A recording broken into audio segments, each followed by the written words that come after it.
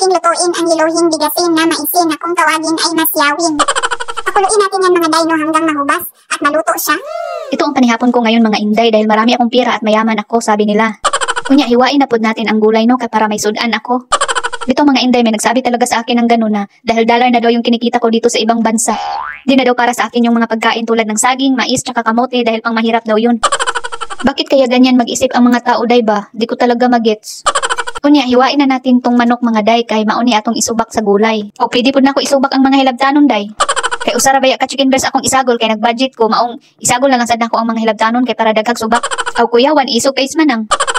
Bitaw mga inday, oy, wala joy katapusan akong pagpasalamat sa Ginoo nga kung unsa ang naa sa akong kinabuhi ron mga inday, dako kay kog pasalamat sa iya ha.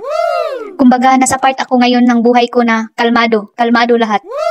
Walang stress emotionally, physically, and financially dahil may trabaho naman ako at nakakatulong pa rin ako sa pamilya ko dyan sa Pinas. Wow. Kaya kayo mga inday ba, bantayan nyo ang buhay nyo, huwag nyo bantayan ang buhay ko kasi ako gumagawa ako ng paraan para ma-improve pa yung buhay ko. Ngunya, hinihiwa ko na yung mga lamas ka para magisa ko na tong ulam ko. So maura ni akong giluto nga panihapon kay ako raman usa diri. Unya gisahin na natin to mga inday kay gutom na jud ko mga day, gareklamo na jud akong tiyan mga inday ay. Akong bana kay mag-ulian ra diri kada day off niya pero during working days niya kay dito siya gastay sa dool sa iyang gitrabahuan. Kakapuyin man gud si Dudong kung mag-ulian siya diri kada adlaw mga inday. Kay 45 minutes baya ang biyahe mga inday niya magduka-duka si Dudong mag-drive sa iyang sakyanan na makuyawan jud ta mga day.